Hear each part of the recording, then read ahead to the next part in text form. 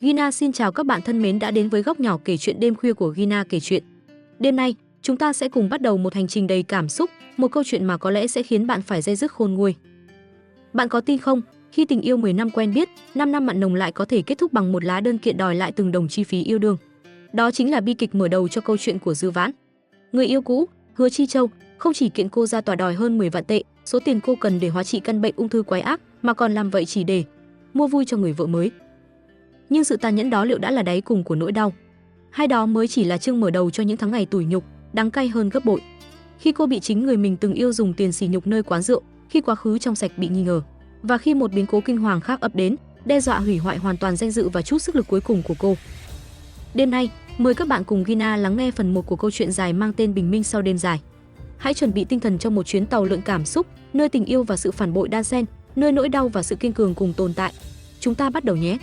Chương 1, ngày tàn của ký ức. 3 năm sau ngày chúng tôi nói lời chia tay, người yêu cũ lại đột ngột tìm đến tôi, không phải để hàn gắn, mà là để đưa tôi ra tòa. Hứa Chi Châu là người đàn ông tôi từng dành cả thanh xuân để yêu thương, giờ đây đứng ở phía bên kia chiến tuyến, lạnh lùng yêu cầu tôi hoàn trả lại toàn bộ chi phí anh đã bỏ ra trong suốt 5 năm chúng tôi còn mặn nồng. Con số được liệt kê chi tiết đến từng khoản nhỏ, như một cuốn sổ ghi nợ được lật dở không thương tiếc. Lý do anh đưa ra không phải vì túng thiếu. Với vị thế hiện tại của anh, một ông chủ lớn trong lĩnh vực năng lượng mới đang lên, số tiền đó có lẽ chỉ như muối bỏ bể. Không, anh làm vậy chỉ vì người vợ mới cưới của anh, Tôn Phỉ Phỉ, cảm thấy buồn chán và muốn biến tôi thành một trò tiêu khiển mới lạ. Một trò chơi tàn nhẫn để chứng tỏ tình yêu và sự chiều chuộng của anh dành cho cô ấy. Anh thừa biết tôi không còn như xưa. Anh biết sức khỏe tôi vốn đã mong manh, nay lại càng thêm suy kiệt. Anh biết cú sốc mất đi cả cha lẫn mẹ trong vụ tai nạn thảm khốc năm đó đã đẩy tôi vào căn bệnh trầm cảm dai dẳng, khiến tôi chỉ có thể chìm vào giấc ngủ nhờ những viên thuốc an thần liều cao. Anh biết tôi đã từng tuyệt vọng đến mức tìm cách tự kết liễu cuộc đời, phải nhập viện trong tình trạng nguy kịch. Và sau đó, như một nhát dao cuối cùng của số phận, tôi nhận được tờ giấy chẩn đoán mắc bệnh hiểm nghèo. Anh biết tất cả, nhưng anh vẫn chọn cách làm tổn thương tôi thêm một lần nữa. Đứng trước vành móng ngựa, tôi ngẩng đầu nhìn gương mặt từng thân thuộc đến khắc cốt ghi tâm, giờ đây lại trở nên xa lạ và băng giá đến đáng sợ. 10 năm quen biết, 5 năm yêu sâu đậm. Khoảng thời gian đó, tôi đã khắc ghi từng đường nét trên khuôn mặt anh, từng ánh nhìn trìu mến anh dành cho tôi. Những ngày tháng anh vật lộn khởi nghiệp nơi đất khách quê người, tôi chưa một lần nghĩ đến hai từ buông bỏ. Los Angeles xa xôi cách trở nửa vòng trái đất, tôi đã không quản ngại mệt mỏi, bay đi bay về hơn 10 lần, chỉ để được ở bên cạnh anh, san sẻ cùng anh những khó khăn, tiếp thêm cho anh động lực. Tôi đã dùng hết số tiền tiết kiệm ít ỏi của mình, thậm chí cả những đồng lương làm thêm vất vả, để đổi lấy những tấm vé máy bay đắt đỏ, chỉ mong được nhìn thấy nụ cười của anh. Vậy mà giờ đây, tất cả những kỷ niệm đẹp đẽ ấy lại bị anh mang ra tòa, quy đổi thành tiền bạc một cách lạnh lùng. Phán quyết cuối cùng của tòa án vang lên như tiếng búa gõ vào lồng ngực tôi, buộc tôi phải bồi hoàn cho Hứa Chi Châu số tiền 107.230 tệ. 107.230 tệ. Trong số tiền ấy, có hơn 200 tệ lẻ. Tôi nhớ như in, đó là số tiền được tiêu vào một buổi chiều nắng đẹp ở khu phố tàu tại Los Angeles. Hôm ấy, tôi chợt thèm ăn kẹo hồ lô, món quà vặt gắn liền với tuổi thơ. Nhưng một xiên kẹo nhỏ bé nơi xứ người lại có giá đến 3 đô la Mỹ. Tôi đã ngần ngại, không nỡ tiêu pha. Chính anh, Hứa Chi Châu của ngày xưa ấy, đã mỉm cười dịu dàng, không nói một lời mà mua nó cho tôi. Anh nói, chỉ cần tôi vui là được. Cây kẹo hồ lô ngọt ngào ngày ấy, giờ đây lại biến thành mũi dao sắc lẻm, đâm thẳng vào trái tim tôi, đau nhói, rỉ máu. Điều anh không hề hay biết, và có lẽ cũng chẳng bao giờ muốn biết, đó là hơn 10 vạn tệ kia không chỉ là toàn bộ số tiền còn sót lại trong tài khoản ngân hàng của tôi, mà còn là chi phí tôi cần để thanh toán cho đợt hóa trị ung thư tiếp theo, là hy vọng sống cuối cùng của tôi. Bước ra khỏi phòng xử án với tờ phán quyết nặng trĩu trên tay, tôi chạm mặt Hứa Chi Châu ở hành lang. Không khí cuối thu se lạnh luồn qua lớp áo mỏng manh tôi đang mặc. Mấy năm không gặp, anh đã thay đổi quá nhiều. Chàng sinh viên nghèo năm nào còn trăn trở kiếm tiền trong căn nhà thuê ọp ẹp ở nước ngoài, giờ đây đã lột xác thành một doanh nhân thành đạt, khí chất người người. Anh đứng thẳng tắp, bộ vest hàng hiệu phẳng phiu ôm lấy thân hình cao lớn, ánh mắt sâu thẳm nhìn tôi không còn chút hơi ấm nào của ngày xưa, chỉ còn lại sự xa cách và lạnh lùng băng giá. Tôi bất giác lùi lại vài bước, cố gắng cúi đầu né tránh ánh nhìn của anh, giả vờ như không nhìn thấy sự hiện diện của anh ở đó. Nhưng anh lại chủ động tiến về phía tôi, cất giọng trầm khàn, mang theo ý tứ thăm dò và chế giễu. Hiện tại, em đã thấy hối hận rồi chứ? Tôi sững người, mất vài giây mới định thần lại được, ngẩng đầu hỏi ngược lại, giọng khô khốc, anh nói gì? Khóe môi Hứa Chi Châu nhếch lên thành một nụ cười đầy mỉa mai, năm đó em vì tiền mà nhẫn tâm vứt bỏ anh, bây giờ nhìn lại, có phải là vô cùng hối hận rồi không? Gió lại thổi qua, lạnh buốt. Tôi vô thức siết chặt hai bàn tay lạnh cóng của mình, cố gắng giữ cho giọng nói không run rẩy. Phải mất một lúc, tôi mới hít vào một hơi thật sâu, cố gắng nở một nụ cười mà tôi nghĩ là hoàn hảo nhất có thể. Anh hứa, tiền tôi đã chuẩn bị trả lại cho anh. Chúng ta cũng đã chia tay từ lâu. Anh nói những lời này, không sợ vợ mình nghe thấy sẽ hiểu lầm sao? Như để minh chứng cho lời tôi nói, Tôn Phỉ Phỉ từ phía sau đi tới. Ban đầu, gương mặt cô ta thoáng nét tức giận khi nghe thấy cuộc đối thoại của chúng tôi, nhưng rất nhanh sau đó, cô ta đã khéo léo che giấu đi, thay vào đó là một nụ cười ngọt ngào đến giả tạo. Tôn Phỉ Phỉ đi đôi giày cao gót đắt tiền, bước những bước uyển chuyển đến bên cạnh Hứa Chi Châu, thân mật khoác lấy cánh tay anh, giọng nũng nịu, "Chồng ơi, 10 vạn tệ này em nên tiêu vào việc gì bây giờ nhỉ? Mua thêm vài bộ quần áo mới, hay đôi giày cao gót em thích tuần trước. À, hay là chiếc túi xách hàng hiệu kia nhỉ?" Cô ta cố tình liếc nhìn tôi một cái đầy ẩn ý, rồi làm bộ tiếc nuối nói tiếp, "Nhưng mà có vẻ vẫn hơi ít thì phải. Thật tình, sao anh không rộng lượng hơn với bạn gái cũ một chút chứ? Số tiền ít ỏi này, đến mua một chiếc kẹp tóc cho em có khi còn chẳng đủ." Chiếc kẹp tóc cài trên mái tóc bồng bềnh của Tôn Phỉ Phỉ là mẫu thiết kế mới nhất của Chanel, vừa ra mắt tuần trước. Tôi tình cờ thấy giá của nó trên một tạp chí thời trang 15 vạn tệ. Số tiền mà họ vừa thắng kiện từ tôi, quả thực không đủ để mua nổi món phụ kiện nhỏ bé đó. Tôi và Hứa Chi Châu đã yêu nhau 5 năm. Khoảng thời gian đó, phần lớn là yêu xa khi anh du học ở Mỹ. Số tiền 10 vạn tệ mà tòa phán quyết tôi phải trả, phần lớn chính là tiền vé máy bay anh đã dùng tiền lương làm thêm ít ỏi của mình để mua cho tôi. Những chuyến bay dài mệt mỏi, những cuộc hội ngộ ngắn ngủi đầy lưu luyến, tất cả giờ đây được anh và Tôn Phỉ Phỉ tổng hợp lại thành những bằng chứng khô khan trong nhật ký chuyển tiền, đưa cho luật sư để đòi lại một cách giáo hoành. Nghe vợ nói vậy, Hứa Chi Châu không hề tỏ ra khó chịu. Anh đưa tay lên, dịu dàng vuốt nhẹ mái tóc của Tôn Phỉ Phỉ, giọng cưng chiều, "Ngoan, coi như anh cho em chút tiền tiêu vặt. Nếu không đủ, anh lại cho em thêm." Tôn Phỉ Phỉ bật cười khúc khích, rạng rỡ như một đóa hoa vừa hé nở. Cô ta kiễng chân, hôn nhẹ lên má Hứa Chi Châu, "Chồng à, anh là tốt nhất với em." Sau màn ân ái ngọt ngào đó, cô ta quay sang nhìn tôi, nở một nụ cười tỏ vẻ áy náy nhưng ánh mắt lại lấp lánh sự đắc ý và khoe khoang không hề che giấu. "Chị Dư Vãn, thật sự xin lỗi chị nhé. Chúng tôi thực ra không thiếu chút tiền này đâu. Chỉ là tôi có đánh cược với chồng một chút. Anh ấy vì muốn dỗ cho tôi vui nên mới." Cô ta ngừng lại, ánh mắt quét qua người tôi một lượt từ đầu đến chân, rồi nói tiếp, giọng điệu như ban ơn, "Chị cũng biết đấy, từ sau khi kết hôn, Chi Châu thương tôi vất vả, không cho tôi đi làm nữa. Tôi ngày nào cũng chỉ quanh quẩn ở nhà dưỡng da, làm đẹp, đi du lịch, thực sự cũng có chút nhàm chán. Dù sao cũng phải tìm chút chuyện gì đó để tiêu khiển một chút, chị nói có phải không?" Cô ta tiến lại gần hơn, hạ giọng đủ để chỉ tôi nghe thấy, ánh mắt lộ rõ sự hả hê, "Cảm ơn chị đã mang lại niềm vui cho tôi ngày hôm nay. Cũng để tôi biết được, hóa ra chồng tôi lại yêu tôi đến nhường nào."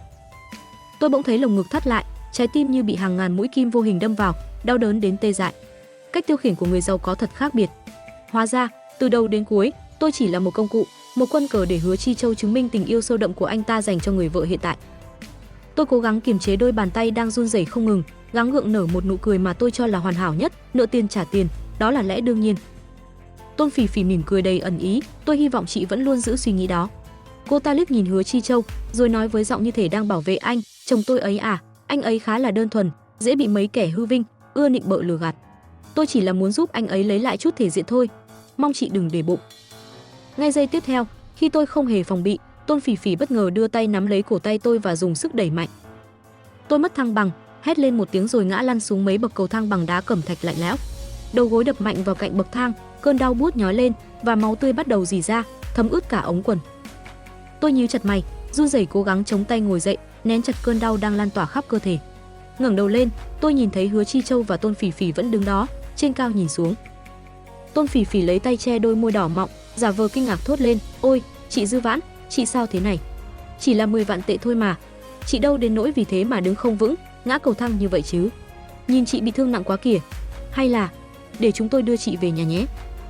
Cô ta lại nở nụ cười đầy khoe khoang, không quên nhắc lại, "À, Chi Châu vừa mới mua tặng tôi một chiếc xe thể thao mới đấy.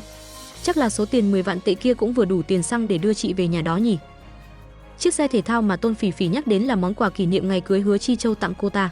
Một chiếc xe sang trọng được đặt hàng riêng, nghe nói còn được đính những viên kim cương màu hồng lấp lánh, hoàn toàn phù hợp với gu thẩm mỹ khoa trương của cô ta. Tôn Phỉ Phỉ thường xuyên lái nó đi khắp nơi, thu hút sự chú ý của giới truyền thông và khiến vô số người phải ghen tị. Ánh mắt tôi vô thức hướng về phía Hứa Chi Châu. Anh vẫn đứng đó, im lặng, ánh mắt lạnh lùng và sâu thẳm như vực tối, nhìn tôi từ trên cao với một sự thờ ơ đến tàn nhẫn. Không một chút lo lắng, không một chút áy náy. Tôi cảm thấy mình giống như một con chó hoang vừa thua trận, nhếch nhác, thảm hại và đơn độc. Cắn chặt răng, tôi gắng gượng tự mình đứng dậy, phủi qua loa vết bẩn trên quần áo, rồi cố nở một nụ cười gượng gạo với bọn họ, "Không cần phiền đến hai vị, tôi có thể tự về được." Tôn Phỉ Phỉ cười tươi như hoa, "Vậy thì chúng tôi đi trước nhé." Nói rồi, Cô ta quay sang Hứa Chi Châu, giọng lại trở nên ngọt ngào, "Chồng ơi, em nghĩ ra nên mua gì với số tiền đó rồi." Cô ta dừng lại một chút, liếc nhìn tôi lần nữa, rồi nói với vẻ thích thú, "Cái bát ăn của Lạc Lạc nhà chúng ta bị hỏng rồi. Em muốn mua cho nó một cái bát ăn thông minh mới." Lạc Lạc là tên con chó cưng của họ. Ánh mắt Hứa Chi Châu thoáng qua một tia cảm xúc phức tạp khi nhìn tôi, nhưng rất nhanh đã bị che lấp bởi sự lạnh lùng cố hữu. Anh im lặng một lúc lâu, cuối cùng chỉ nhàn nhạt phun ra hai từ, "Tùy em." Tôn Phỉ Phỉ vui vẻ khoác tay Hứa Chi Châu rời đi. Bóng lưng hai người họ khuất dần sau hành lang dài. Một lát sau, tôi nghe thấy tiếng động cơ gầm rú quen thuộc của những chiếc xe thể thao đắt tiền lướt qua bên ngoài tòa án. Tôi lê bước chân nặng nề ra đến vỉa hè, nhìn dòng xe cộ qua lại. Một chiếc taxi dừng lại bên đường, chở khách.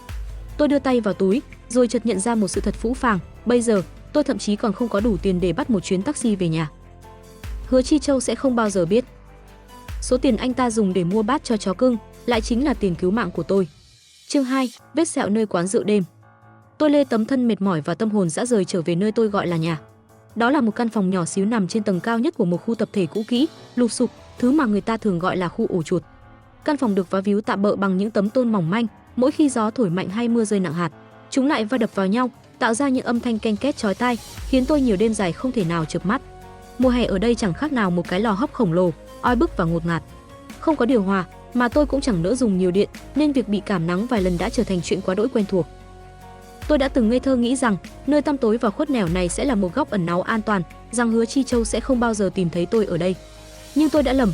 Cuộc gặp gỡ định mệnh tại tòa án ngày hôm nay đã chứng minh điều ngược lại. Ánh mắt tôi vô định dừng lại nơi bức tường bong tróc. Ở đó vẫn còn dán những mẩu tin tức được tôi cẩn thận cắt ra từ các tờ tạp chí và báo cũ. Tôi lặng lẽ nhìn chúng lần cuối, rồi chậm rãi, từng tấm một, gỡ chúng xuống. Tất cả những hình ảnh trong các bài báo ấy đều có sự hiện diện của Hứa Chi Châu. Khoảnh khắc anh lần đầu tiên xuất hiện trước công chúng với tư cách là ngôi sao mới nổi trong lĩnh vực năng lượng sạch, hình ảnh anh rạng rỡ trên bục nhận giải thưởng doanh nhân trẻ xuất sắc của Bắc Kinh, và cả giây phút anh quỳ gối trao nhẫn cầu hôn Tôn Phỉ Phỉ trước sự chứng kiến của đông đảo giới truyền thông, cùng với hình ảnh về đám cưới xa hoa, lộng lẫy của họ sau đó. Tôi hít một hơi thật sâu, cố gắng ngăn lại thứ cảm xúc nghẹn đắng đang dâng lên trong cổ họng. Bàn tay tôi bắt đầu xé nát những trang báo đã úa màu thời gian, vò chúng lại và nhét tất cả vào một chiếc hộp giấy cũ kỹ giấu sâu dưới gầm giường. Khi chiếc hộp gần đầy, ánh mắt tôi vô tình chạm phải tấm ảnh chụp chung duy nhất còn sót lại nằm ở dưới đáy hộp. Trong ảnh, Hứa Chi Châu của những năm tháng thanh xuân đang ôm tôi thật chặt từ phía sau, khuôn mặt anh ánh lên nụ cười có chút ngây ngô, có chút dè dặt, nhưng lại tràn ngập niềm hạnh phúc và hy vọng. Nụ cười ấy và cả ánh mắt anh lúc đó hoàn toàn khác biệt với vẻ lạnh lùng, xa cách, đầy quyền lực mà tôi vừa đối mặt ở hành lang tòa án cách đây vài giờ. Chúng như thuộc về hai thế giới hoàn toàn khác nhau. Giờ đây, anh đã là ông chủ của một tập đoàn lớn mạnh, một ngôi sao sáng chói trên thương trường Bắc Kinh, một nhà từ thiện nổi tiếng được nhiều người ngưỡng mộ, và là người chồng hoàn hảo luôn nâng niu, chiều chuộng Tôn Phỉ Phỉ trong lòng bàn tay. Duy chỉ có một điều anh không còn là Hứa Chi Châu của tôi nữa. Tôi nở một nụ cười cay đắng, nụ cười cuối cùng dành cho những hoài niệm. Rồi tôi đóng chặt chiếc hộp lại, niêm phong tất cả những tin tức, hình ảnh và cả những mảnh vụn ký ức ấy vào sâu trong quá khứ. Sau đó, tôi ngồi trước tấm gương nhỏ đã dặn vài đường, cố gắng trang điểm thật kỹ để che đi vẻ mệt mỏi và xanh xao. Tôi chọn bộ trang phục ôm sát nhất có thể, dù nó khiến tôi cảm thấy không thoải mái. Tôi cần tiền, cần rất nhiều tiền. Quản lý, từ hôm nay tôi muốn chuyển sang làm ca đêm. Tôi nói qua điện thoại với người quản lý quán bar nơi tôi đang làm việc bán thời gian. Quán bar về đêm là một thế giới hoàn toàn khác. Nó ồn ào, phức tạp và đầy rẫy những gã đàn ông mang theo những ánh nhìn dơ bẩn, những lời lẽ khiếm nhã và cả những hành động sỗ sàng. Nhưng bù lại, làm ca đêm kiếm tiền nhanh hơn rất nhiều. Tôi không còn lựa chọn nào khác. Để có thể tiếp tục sống, để có tiền chữa bệnh, tôi buộc phải chấp nhận. Nhưng tôi không thể nào ngờ được rằng, ngay trong đêm đầu tiên chuyển sang ca làm việc mới, tôi lại gặp Hứa Chi Châu ở đó. Anh ngồi giữa một nhóm bạn bè, dáng vẻ nổi bật và đầy cuốn hút giữa đám đông ồn ào. Khoảnh khắc ánh mắt chúng tôi chạm nhau, trái tim tôi như hững một nhịp, rồi đập loạn xạ trong lồng ngực. Tôi vô thức siết chặt khay rượu trên tay, cảm giác nóng rát lan tỏa trên từng vùng da thịt đang lộ ra dưới lớp trang phục bó sát. Anh ấy, tất nhiên, cũng nhìn thấy tôi. Sau một thoáng sững sờ và không thể tin nổi hiện rõ trên gương mặt, biểu cảm của anh nhanh chóng chuyển sang chế giễu và khinh miệt ra mặt. Giọng anh trầm thấp, mang theo sự mỉa mai không hề che giấu. Hóa ra, cô lại làm việc ở một nơi như thế này à? Lòng bàn tay tôi bắt đầu dịn mồ hôi lạnh, nhưng tôi vẫn cố gắng giữ vẻ mặt bình tĩnh, chuyên nghiệp nhất có thể. Tôi bước tới gần, đặt ly rượu xuống bàn. Thưa ngài, rượu của ngài đây ạ. Hứa Chi Châu không nhận ly rượu. Anh nhìn tôi chằm chằm, ánh mắt sắc như dao, tựa như đang quan sát một con chuột cống bẩn thỉu đang cố gắng bò lồm ngồm thoát khỏi nơi tăm tối của nó. Cũng phải thôi, với hạng đàn ông thường lui tới những chỗ như thế này, chỉ cần cô bám được vào một người trong số họ, cũng đủ để cô sống sung túc cả đời rồi. Quả thực rất hợp với phong cách của cô đấy, Dư Vãn. Lồng ngực tôi lại nhói lên. Tôi hít một hơi thật sâu, cố gắng đè nén cơn sóng cảm xúc đang cuộn trào, lặp lại một cách máy móc, "Thưa ngài, rượu của ngài đây hả?" Lần này, Hứa Chi Châu nhướng mày, tỏ vẻ mất kiên nhẫn, "Cô vào đây làm cũng được một thời gian rồi chứ nhỉ? Không biết quy tắc phục vụ ở đây sao?" Anh thản nhiên rút một tờ séc từ trong túi áo vest hàng hiệu, cầm cây bút máy mạ vàng lên, tùy tiện viết vài con số rồi ném xuống trước mặt tôi. Tờ séc rơi nhẹ xuống sàn, ngay dưới chân tôi. Anh nhìn tôi từ trên cao nhìn xuống, giọng điệu đầy kẻ cả. "Phục vụ mấy anh em của tôi cho tốt vào. Số tiền này sẽ là của cô." Tờ séc nằm im lìm dưới chân tôi. Tôi chậm rãi cúi người xuống nhặt nó lên. Cơn đau nhói từ đầu gối bị ngã lúc chiều lại truyền đến, như muốn nhắc nhở tôi về sự bẽ bàng mà mình vừa trải qua. Khi ánh mắt tôi nhìn rõ dãy số được viết trên tấm séc, đồng tử tôi co rút lại dữ dội. Trái tim như bị ai đó bóp nghẹt, đau đến mức gần như không thể thở nổi. 10.7230 tệ. Đó chính xác là số tiền mà tòa án vừa phán quyết tôi phải bồi thường cho anh vào buổi chiều nay. Anh đang dùng chính con số đó để sỉ nhục tôi, để chà đạp lên chút lòng tự trọng cuối cùng còn sót lại trong tôi. Tôi đứng lặng người, nhìn thẳng vào mắt anh. Sau một hồi im lặng kéo dài tưởng như vô tận, tôi khẽ mở miệng, giọng nói nhẹ bẫng nhưng lại ẩn chứa một sự chua chát không tả xiết. "Đây là thù lao mà ngài hứa dành cho tôi, hẳn là không cần phải hoàn trả lại chứ." Bác sĩ đã từng dặn dò rất kỹ rằng tôi tuyệt đối không được uống rượu, nhất là trong tình trạng sức khỏe hiện tại. Nhưng tôi không còn lựa chọn nào khác. Tôi cần tiền, tuyệt vọng cần tiền. Những năm tháng qua, để có thể tồn tại, tôi đã phải học cách từ bỏ lòng tự trọng, học cách làm những việc mà trước đây tôi chưa bao giờ nghĩ mình sẽ làm. Mấy chai rượu này, so với những gì tôi đã trải qua, thì có đáng là gì đâu. Những người đàn ông đi cùng Hứa Chi Châu tối nay, hầu hết đều là bạn bè hoặc đối tác làm ăn của anh. Họ đương nhiên biết rõ câu chuyện trong quá khứ của chúng tôi. Họ biết chuyện 3 năm trước, khi Hứa Chi Châu gặp khủng hoảng tài chính, đứng trước bờ vực phá sản, bị ngân hàng dồn ép đến mức suýt phải nhảy lầu tự vẫn, thì tôi đã không chút do dự mà rời bỏ anh. Họ cũng biết chuyện Hứa Chi Châu đã điên cuồng tìm kiếm tôi khắp nơi sau đó, để rồi gặp tai nạn giao thông nghiêm trọng, nằm trên giường bệnh vẫn cố gắng cầu xin tôi đừng đi, nhưng tôi vẫn lạnh lùng quay lưng. Trong mắt họ, tôi là kẻ phụ bạc, hám tiền, đáng khinh bỉ. Giờ đây, có cơ hội để thay Hứa Chi Châu chút giận, tất nhiên họ sẽ không dễ dàng buông tha cho tôi. Họ thay nhau mời rượu, ép tôi uống hết ly này đến ly khác. Những lời nói bóng gió, những ánh mắt chế giễu, những tiếng cười khả ố vang lên xung quanh tôi. Dạ dày tôi bắt đầu quặn thắt lại từng cơn, đầu óc quay cuồng, mọi thứ trước mắt nhòe đi. Chẳng mấy chốc, tôi đã say đến mức không còn biết gì nữa, gục đầu xuống bàn như một đống bùn nhão, chỉ còn lại cảm giác đau đớn và tủi nhục ê chề. Ngay cả trong cơn mơ màng, tôi vẫn cố gắng vươn tay về phía chai rượu còn dang dở trên bàn. Thấy vậy, Hứa Chi Châu không thể kiềm chế được nữa. Anh giận dữ nắm chặt lấy cổ tay tôi, giọng nói rít lên qua kẽ răng. "Quả nhiên, vì tiền mà cô có thể làm bất cứ điều gì, phải không?" Tôi mơ hồ ngẩng đầu lên, nhìn anh bằng đôi mắt đã mờ đi vì men rượu và nước mắt. Giống như một kẻ ăn xin đáng thương, tôi chìa bàn tay còn lại về phía anh, giọng nói đứt quãng. "Hứa Chi Châu, tiền, anh đã hứa rồi mà. Chỉ cần tôi chịu uống rượu, tiếp đãi bạn bè của anh cho tốt, anh sẽ cho tôi tiền, sẽ không đòi lại, đúng không?" Ánh mắt Hứa Chi Châu nhìn tôi trở nên phức tạp hơn bao giờ hết.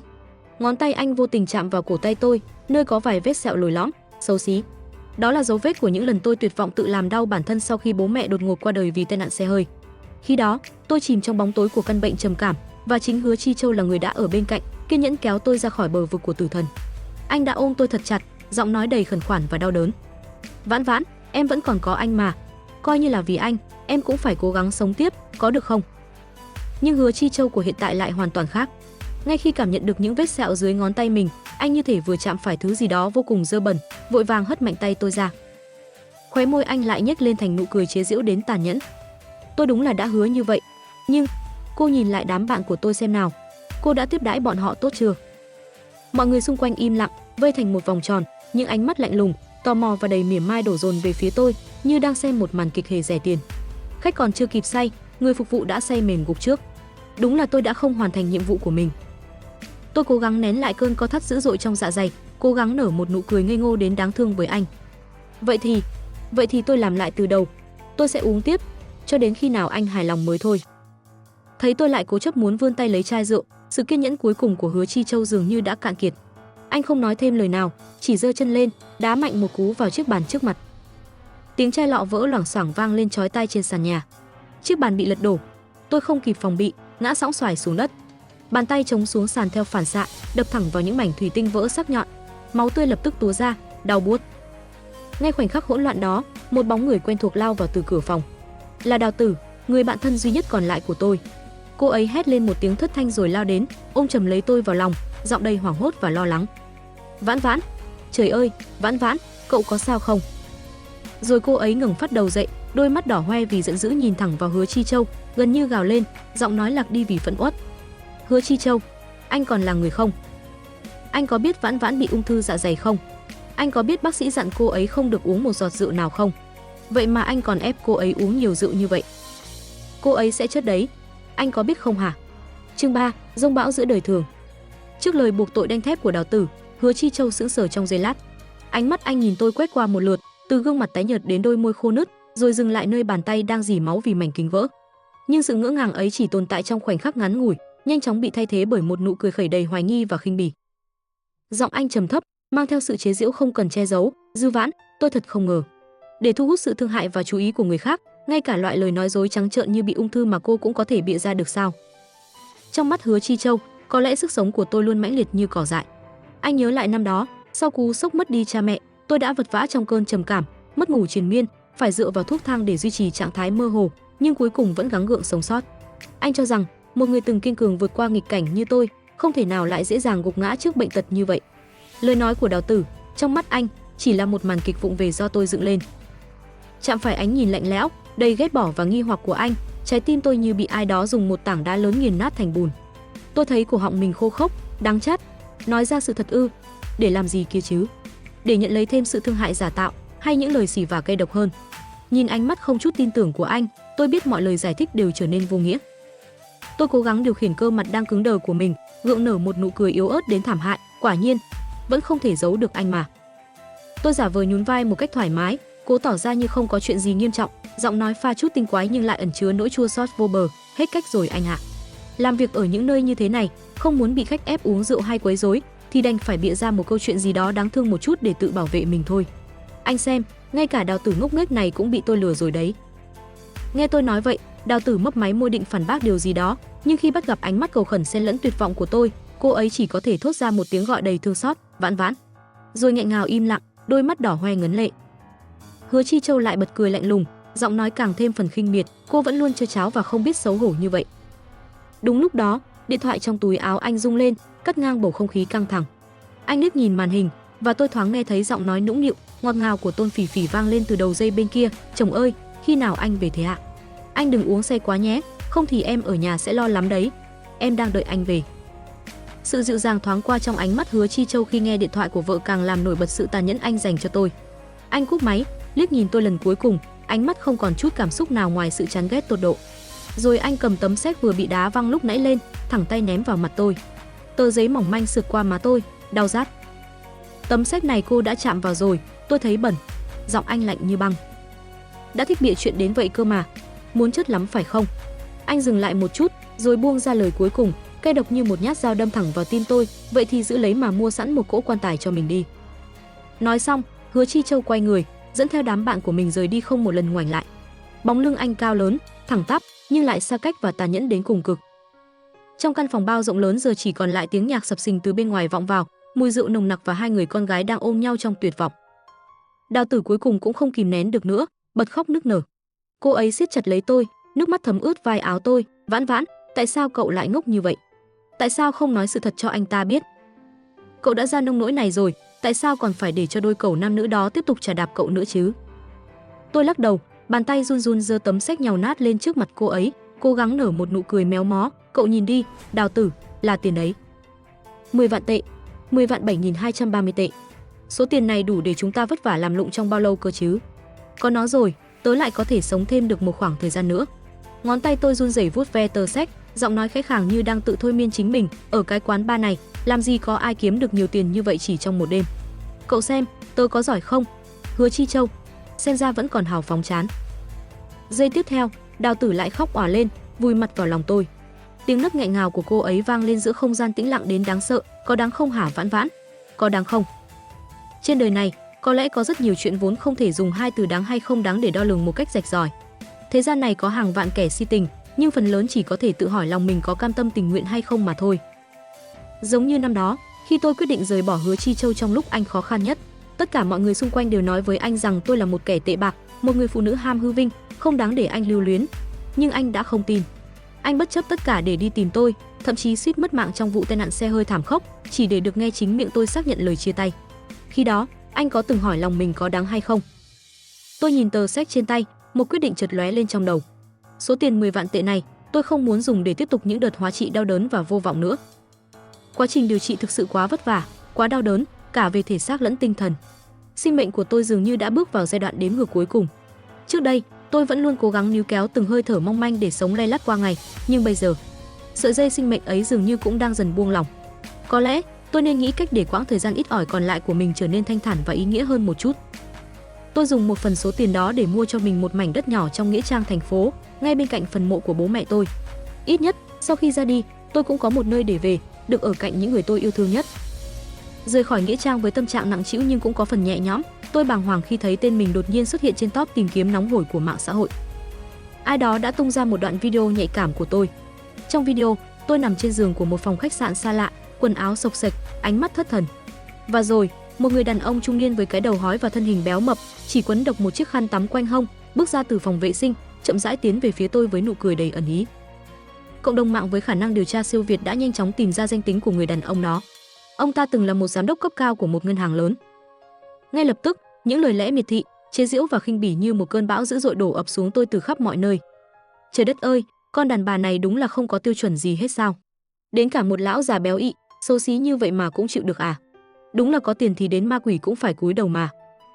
Nhìn bên ngoài cũng có vẻ trong sáng, ai ngờ bên trong lại phóng đãng, dơ bẩn đến mức này. Đúng là không còn chút liêm sỉ nào. Phụ nữ một khi đã ham tiền thì chuyện gì cũng dám làm.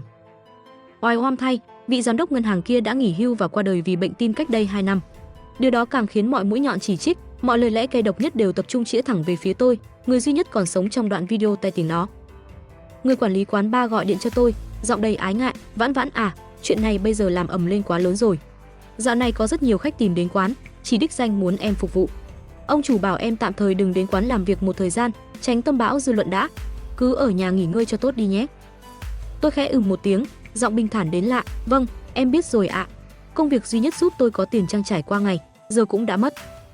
Đào Tử ngồi bên cạnh, nắm chặt tay tôi, đôi mắt ngấn nước vì lo lắng và tức giận thay cho tôi. "Vãn Vãn, rốt cuộc chuyện quái quỷ này là sao? Tớ biết cậu không bao giờ là loại người như vậy mà." Tôi chỉ cười nhạt, một nụ cười còn đắng hơn cả Hoàng Liên. Bây giờ, tôi là người như thế nào còn quan trọng sao? Quan trọng là, người trong đoạn video đó chính là tôi. Chỉ riêng sự thật đó thôi cũng đủ để kết án tử hình cho danh dự của tôi rồi. Gã giám đốc ngân hàng đã từng dùng quyền lực để quấy rối, ép buộc tôi năm đó giờ đã chết. Mà người chết thì luôn có nhiều lợi thế hơn người sống. Ví dụ như người ta thường nói nghĩa tử là nghĩa tận, ví dụ như chuyện cũ nên cho qua đi, và ví dụ như khi bạn cố gắng đổ lỗi hay giải thích về một người đã khuất, thì dù bạn có nói gì đi nữa, người ta cũng chỉ xem đó là những lời bao biện và dối trá mà thôi. Tôi hít một hơi thật sâu, cầm điện thoại lên, tìm đến số của Tôn Phỉ Phỉ và gửi đi một dòng tin nhắn ngắn gọn, "Chúng ta cần nói chuyện." Rất nhanh sau đó, điện thoại tôi rung lên. Giọng Tôn Phỉ Phỉ vang lên ở đầu dây bên kia, vẫn là cái giọng nũng nịu, óng ẹo đến khó chịu. "Bây giờ sao chị? Nhưng mà dạo này em bận lắm, chắc không có thời gian đâu." Cô ta cố tình kéo dài giọng, "Em còn phải đi công tác cùng chồng này, rồi mấy ngày nữa bọn em còn dự định đi du lịch để kỷ niệm ngày cưới nữa chứ." Sự kiên nhẫn cuối cùng trong tôi vỡ vụn. Tôi hít một hơi thật sâu, cố gắng giữ cho giọng nói thật bình tĩnh nhưng không kém phần đanh thép. "Quán cà phê ở tầng 2 tòa nhà Kinh Đức. Nếu cô không muốn Hứa Chi Châu đệ đơn ly hôn với cô, thì tốt nhất nên đến đó gặp tôi." Hành trình của Dư Vãn trong phần một câu chuyện bình minh sau đêm dài xin được tạm dừng tại đây. Thật quá nhiều nỗi đau và sự bất công đổ xuống cuộc đời cô gái ấy phải không các bạn? Bị người yêu cũ phản bội, danh dự bị hủy hoại bởi một đoạn video oan nghiệt, sức khỏe ngày càng suy kiệt vì căn bệnh hiểm nghèo, lại còn phải đối mặt với sự thật phũ phàng về số tiền cứu mạng bị chính người yêu cũ dùng làm trò đùa. Giờ đây, Dư Vãn quyết định đối mặt với Tôn Phỉ Phỉ, người mà cô nghi ngờ đứng sau tất cả. Sự thật kinh hoàng nào ẩn sau đoạn video đó? Liệu Tôn Phỉ Phỉ có phải là kẻ chủ mưu? Và Hứa Chi Châu, anh ta đóng vai trò gì trong tất cả những âm mưu này? Quan trọng nhất, Dư Vãn liệu có đủ sức mạnh để chống chọi và tìm ra sự thật, hay sẽ gục ngã trước khi bình minh kịp ló dạng? Tất cả những câu hỏi đó sẽ được giải đáp trong phần 2, cũng là phần cuối của câu chuyện. Gina sẽ sớm gửi đến các bạn phần tiếp theo, các bạn nhớ đón xem nhé. Đừng quên để lại bình luận cho Gina biết cảm xúc của bạn sau khi nghe xong phần 1 này nha. Bạn có đoán được bí mật đằng sau là gì không? Cảm ơn các bạn đã lắng nghe. Nếu yêu thích, hãy nhấn like, share và subscribe kênh Gina kể chuyện để ủng hộ Gina nhé. Chúc các bạn ngủ ngon. Hẹn gặp lại trong phần 2 của Bình minh sau đêm dài.